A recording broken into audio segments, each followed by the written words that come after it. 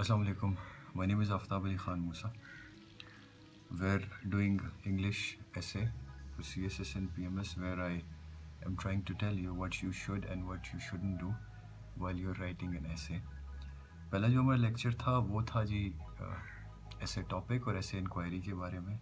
आज जो चीज़ मैं आपको समझाने जा रहा हूँ वो डूज़ एंड डोंट्स ऑफ ऐसे हैं कि क्या चीज़ें आपने करनी है क्या नहीं करनी. जो मिथ्स हैं, this is basically a myth breaker, और जो गलतियाँ होती हैं स्टूडेंट से वो हम डिस्कस करेंगे सिंपल वर्ड्स में. इसमें एक्चुअली डोंट्स बहुत हैं और डूज़ कुछ ही हैं, बेसिक से हैं. सबसे पहली बात जो आपने नहीं करनी वो ये है कि कुछ स्टूडेंट्स पास पेपर्स देखते हैं और वहाँ से ना वो एक रिदम बनाते हैं और फिर ऐसे they try to memorise an ऐसे.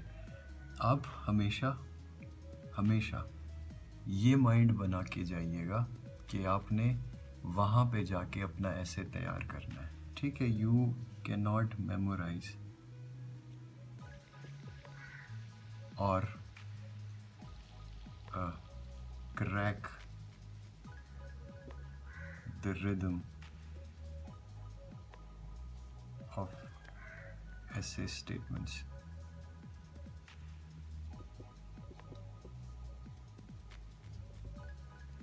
What should you do? आप अपने आर्ग्यूमेंट्स पे काम करें, ठीक है. उसके अलावा आप काम करें नॉलेज पे, थॉरो नॉलेज. कोई भी टॉपिक हो, किसी भी एंगल से आपसे पूछे तो वो आपको पता होना चाहिए, इन्फॉर्मेशन आपके पास हो. कैसे जी कि लोग अक्सर मैंने देखे हैं कहते हैं यार सीपैक पे 3-4 दफ़ा आएगा, इस दफ़ा भी आ सकता है. ये चीज़ आप करके जाएंगे ना, प्रॉब्लम आपको क्या होगी, आप सारा कुछ बना के जाएंगे, वहाँ पे जाके वो आपसे कुछ उल्टा पूछ लेगा. तो फिर it's better to learn the process of essay, build your arguments, read books, अखबार पढ़ें, किताबें पढ़ें, बहुत सी चीज़ें पढ़ें, और वहाँ पे जाके ना जो आपका ये सबसे बड़ा डू है वो क्या है, prepare your outlines in the hall. Exam hall में आप अपने आउटलाइंस बनाओगे, और आउटलाइंस ये बहुत ज़रूरी चीज़ है. इन पे हम दोबारा से एक लेक्चर बनाएंगे और वहाँ पे फिर आप लिखेंगे. ये नहीं कि आपकी किस्मत अच्छी हो सकती है, बहुत कम कोई आपका 0.1% या उससे भी कम आप कुछ तैयार करके जाए वो आए, अदरवाइज़ ये ऐसा नहीं होता. तो ये मेमोराइज़ करना आप छोड़ दें. ठीक हो गया. दूसरी जो इम्पोर्टेंट बात है, हम लोग बहुत जो आपका एक न्यूज़पेपर इंग्लिश होता है, हम डॉन ओपिनियंस वगैरह पढ़ते हैं, और वो जो आपकी जर्नलिज्म टाइप ऑफ इंग्लिश होता है, न्यूज़पेपर इंग्लिश, ये आपका जर्नलिज्म काइंड इंग्लिश जो होता है, बहुत मुश्किल अल्फाज और बहुत सी चीज़ें, वो you don't have to, you're not writing an opinion or an editorial, you're writing an essay. तो आपका ऐसे हमेशा कोशिश करें कि ग्रामेटिकली करेक्ट हो, करेक्ट सिंपल इंग्लिश. अब सिंपल इंग्लिश ये 8th ग्रेडर्स वाली इंग्लिश नहीं, कॉलेज लेवल की इंग्लिश, कॉलेज लेवल इंग्लिश, ये यूनिवर्सिटी लेवल इंग्लिश. कॉलेज असल में अमेरिकन यूनिवर्सिटी को बोलते हैं, यानी कि कॉलेज यूनिवर्सिटी लेवल अंग्रेज़ी हो, ग्रामेटिकल कोई इश्यूज़ ना हो, पार्ट्स ऑफ स्पीच में आपके इश्यूज़ ना हो, टेंसेस में इश्यूज़ ना हो, सिंपल हो, सीधे साधे अल्फाज हो, बहुत कोई मुश्किल लिखने की ज़रूरत नहीं है. ठीक है, वो आपको एक टॉपिक देता है, ऐसे एक टेक्निकल चीज़ है, मैंने आपको बताया, टेक्निकलिटीज़ पूरी हो, आप अपनी बात कन्वे कर पा रहे हो, तो दैट्स मोर देन इनफ. तो ये बहुत से लोगों को मैंने देखा है, वो बहुत मुश्किल अंग्रेज़ी के पीछे लग जाते हैं. वो आपकी अंग्रेज़ी देख रहा है, सिर्फ ये देख रहा है कि आप ग्रामेटिकली ठीक हैं, अपनी बात कन्वे कर पा रहे हैं कि नहीं कर पा रहे हैं. ठीक, असल में वो चीज़ जो देखना चाह रहा है आपके अंदर है क्या, मतलब आप एक 3 घंटे के टाइम में एक गिवन टॉपिक पे किस तरह लिख सकते हैं. It's basically your opinion. आपके पास आर्ग्यूमेंट्स जो है ना, वो कोई आप इन्फॉर्मेशन लेते हो, उस आर्ग्यूमेंट को उस अपने उस इन्फॉर्मेशन पे आर्ग्यूमेंट अपना बिल्ड करते हो और फिर आप अपना आर्ग्यूमेंट लिखते हो. It is you, your important जो चीज़ है ना, मैं आपको समझा दूँ.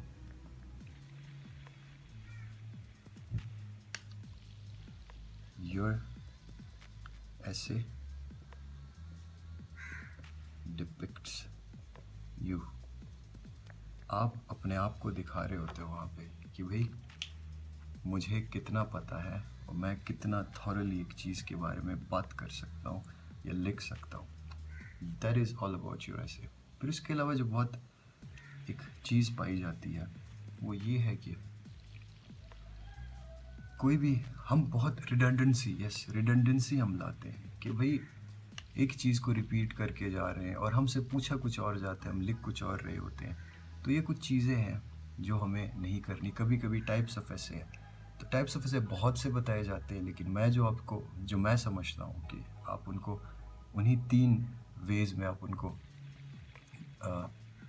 डिवाइड कर सकते हो और डिवाइड करके फिर उसके बाद आप उन पे लिख सकते हो. तो वो आप कभी भी जजमेंटल को एक्सपोजिटरी करके नहीं लिख सकते. आपके जो लिटरेरी एब्स्ट्रैक्ट एसेज आते हैं उनको आप दूसरे वे में नहीं लिख सकते. हर किसी का एक अलग वे होता है, अलग आउटलाइंस आप बनाते हो, आपके आर्ग्यूमेंट्स उस हिसाब से होते हैं. ऐसे टॉपिक आप देखते हो, ऐसे इंक्वायरी देखते हो, ठीक है. आप you always right your essay on essay inquiry. आप इंक्वायरी पे लिखते हो, आपको 1000 चीज़ें पता हो एक टॉपिक पे.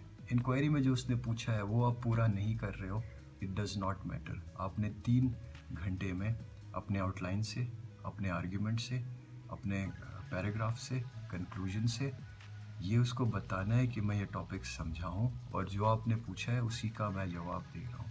तो बहुत सारे ये बिल्कुल जो मुंह टेढ़ा करके अंग्रेज़ी बोलने या लिखने वाली बात है, इससे निकल आए, ठीक है.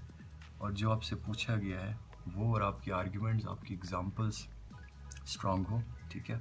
और सिंपल और correct English, grammatically correct English में आप लिखें, दैट्स मोर देन इनफ. और इस चीज़ से निकल आई है जो बहुत इंपॉर्टेंट चीज़ है कि भाई मैं पास पेपर्स में देख रहा हूँ और उसमें कुछ आएगा नहीं.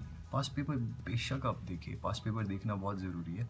उसमें आप सीखिए कि ऐसे के टाइप्स क्या हैं, ठीक है, और ऐसे किस तरीके से लिखा हुआ आता है, आप ताकि मेंटली उसके लिए प्रिपेयर हों. फिर वहाँ जाएं, वहाँ जाके आप उसको बैठ के लिखें. ब्रेनस्टॉर्मिंग आपकी वहीं पे होती है. प्रैक्टिस आप करते हो तो आपकी लिखाई तेज़ हो जाती है. आपके आर्ग्यूमेंट्स बिल्ड करना जो आपका होता है वो तेज़ हो जाता है. और फिर आप इन्फॉर्मेशन गैदर करते हो. इन्फॉर्मेशन गैदर करके फिर उस इन्फॉर्मेशन को आप अपने ऐसे में यूज़ करते हो, ठीक है. आप जो प्रिपरेशन आपकी होती है ऐसे की, उसमें आप क्या करते हो, प्रैक्टिस से एक तो स्पीड आपकी बढ़ जाती है, दूसरा writing skills, thirdly gathering information, technicalities, learning technicalities.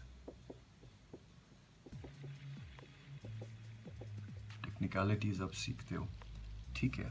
उसके बाद जी क्या होता है, आर्ग्यूमेंट्स बिल्ड होते हैं आपके, आर्ग्यूमेंट्स बिल्डिंग आपकी होती है. इसके अलावा क्या हो सकता है, speed, writing skills, info gathering, learning, आपकी टेक्निकलिटीज़ हम समझते हो, लर्निंग टेक्निकलिटीज़, आर्ग्यूमेंट्स बिल्ड करते हो, ठीक है. और फिर उसके बाद आपकी जो टेक्निकलिटीज़ में आपकी सारी चीज़ें आ गई, ठीक है. टॉपिक वगैरह आप समझते हो, ये सब बाहर की चीज़ें हैं, ठीक है. जो आपका ऐसे होता है ना, वो आप अपने एग्जामिनेशन हॉल के अंदर जाके लिखते हो. इतनी आपकी प्रैक्टिस हो कि वहाँ पे आप रफ पेज में ब्रेनस्टॉर्मिंग करो और फिर अपने आउटलाइंस बनाओ, ठीक है. आउटलाइंस कैसे बनाते हैं, ठीक है, उसके अंदर पैरेललिज्म क्या होता है, फिर आप अपने ऐसे टॉपिक्स या पैराग्राफ्स कैसे लिखते हो, किस वे में उनको लिखना होता है, ऐसे के टाइप्स क्या हैं, जो मोटे मोटे ब्रॉड टाइप्स हैं. उनमें लोग तो बहुत ज़्यादा टाइप्स में चले जाते हैं. CSS में कुछ ही 3 टाइप्स हैं और उनको आप लिखते कैसे हो, पेस्टलेट क्या है, लेवल ऑफ एनालिसिस आपकी क्या है, ये सब चीज़ें हम आने वाले लेक्चर्स में एक एक करके पढ़ेंगे. फ़िलहाल जो मैंने जो चीज़ें आपने करनी है, जो नहीं करनी, उनके बारे में एक ब्रीफ सी चीज़ आपको बताई है। Thank you very much